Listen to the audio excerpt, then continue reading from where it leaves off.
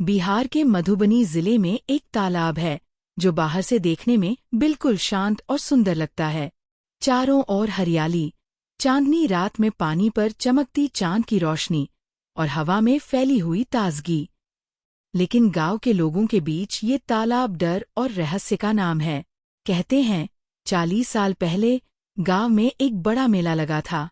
लोग तालाब के उस पार जाना चाहते थे, इसलिए एक बड़ी नाव का इंतजाम किया गया। करीब 50 से ज्यादा लोग उस नाव में सवार हुए।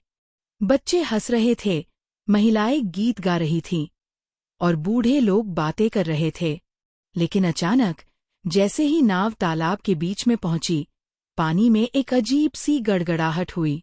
गांव वालों का कहना है कि पानी के नीचे किसी चीज ने नाव को खींच लिया। नाव पलट गई। लोग चिल्लाए, हाथ पैर मारे, लेकिन कोई नहीं बचा। सब तालाब में समा गए।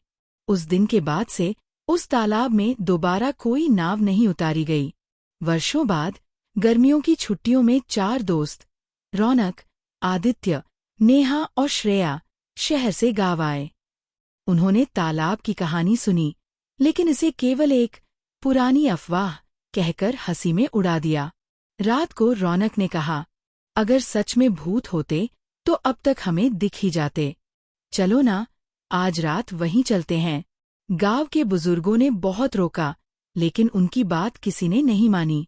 रात के ठीक 12 बजे चारों तालाब पर पहुंचे।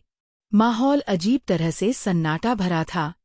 पानी बिल्कुल शांत था, लेकिन उसकी सतह पर एक पतली सी धुंध तैर रही थी। नेहा ने पूछा, ये धुंध इतनी गर्मी में कैसे?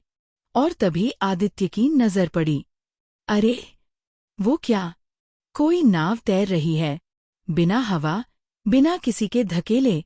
एक पुरानी, टूटी-फूटी लकड़ी की नाव उनकी तरफ आ रही थी। उन्होंने अपनी टॉर्च जलाकर देखा। नाव में कुछ आकृतियां बैठी थीं। पहले तो वो धुंधली लगी, लेकिन जैसे जैसे नाव पास आई, उनकी शक्लें साफ दिखने लगीं। बच्चे, औरतें, एक बूढ़ा आदमी, लेकिन उनके चेहरे पीले, आंखें खोखली और होंठ सिले हुए जैसे। अचानक उन सभी का मुंह एक साथ खुला। हम अब भी डूबे हुए हैं। तभी एक जोरदार हवा चली, टॉर्च की रोशनी बुझ गई, मोबाइल बंद हो गए। चारों दोस्त चीखते रहे, लेकिन तालाब ने एक बार फिर अपनी प्यास बुझा ली। अगली सुबह गांव वाले जब तालाब पहुंचे, वहां किसी का कोई नामो निशान नहीं था। बस एक मोबाइल फोन कीचड़ में दबा हुआ मिला।